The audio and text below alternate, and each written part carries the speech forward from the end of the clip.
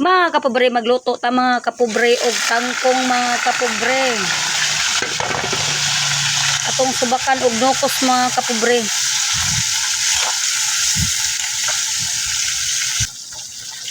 Ito siyang ukay-ukay yun mga kapobre.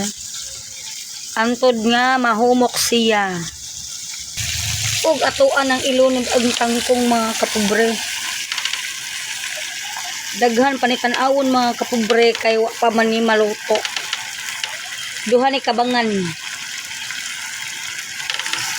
Mao ni mga kapobre. Sagbot pero lami kaayo nagkaluto.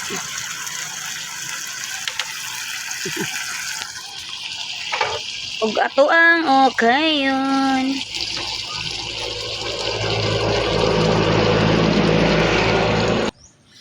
Tanawa mga kapobre, ning gamay na mga kapobre. Daghan kaayo tan-awon ganiha pero karon ning gamay na.